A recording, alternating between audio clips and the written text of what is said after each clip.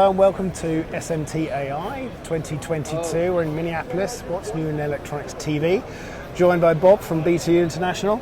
Good to see you again. Good seeing you as well. Yep. And we were just saying actually before we started filming about the show being nicely attended this year, which it feels like we're getting back to where we were a few years ago, doesn't it?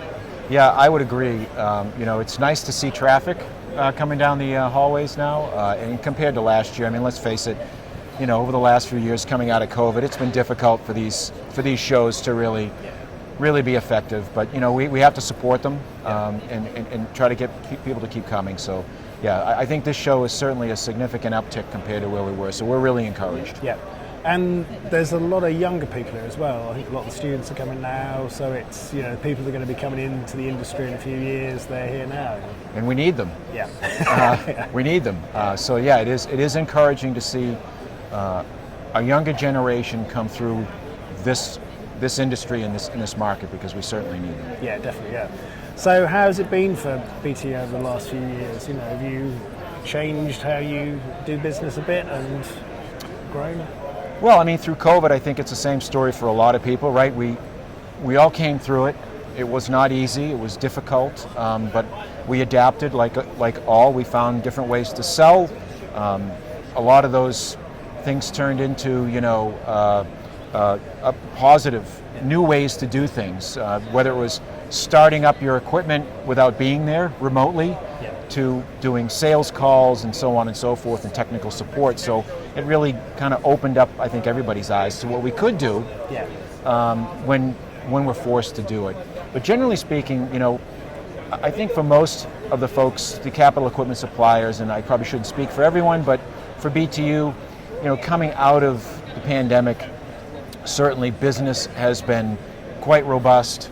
It's been, for the last 2 years, it's been very, very robust in all of our markets.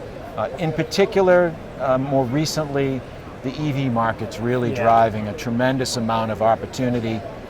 We build heat treat equipment, right? So you'd be surprised. It's not just electronics and printed circuit boards. It's hardware, things like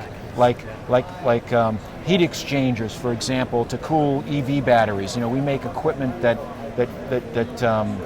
raises that type of equipment. So overall, it's been very interesting. So we're seeing some shifts as well in terms of industry and where things are going. Yeah, and actually the keynote here was about electric vehicles. Yeah, that's right. I heard. Yeah. Yeah, and I think,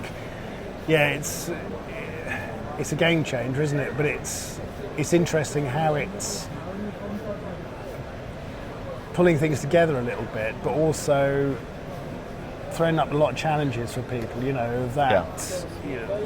producing stuff in quantities that is robust and doesn't fail, and the whole things which we've been used to doing with defence and everything, but the goalposts are slightly different now, aren't they? Yeah, and I think the encouraging thing of what I heard about that keynote was that, a lot of folks think that this is a fairly one-dimensional thing, right? That the EV is going to be, it's just cars and vehicles, but the reality is that the ecosystem, maybe that's not the right word, but this is going to branch out into a much, much broader space and touch our lives in a lot of different ways. So I think the opportunity, whether it's equipment makers or whatever you do, I think it's going to touch a lot of us. Your customers, they've all, back to normal, I guess, and but they're making the same demands they've ever made of. Yeah, absolutely. Well, I mean, all the challenges that most of us equipment manufacturers have had with supply chain and trying to get your lead times to be reasonable and things, those are all ongoing challenges that we have as we move through this period, and hopefully it eventually goes away. But customers still need, they need reliable deliveries that they can count on when they're trying to ramp a lineup.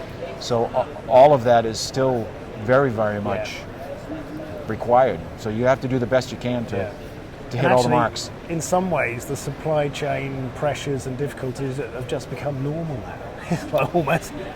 Yeah, I mean, it's somewhat unpredictable, and it's difficult to run a business with all this unpredictability. And clearly, you do the best that you can to to shield your customers from that. Yeah. So you can give them predictable deliveries and support and service and so on and so forth. But yeah, it has been and continues to be, challenges. Yeah.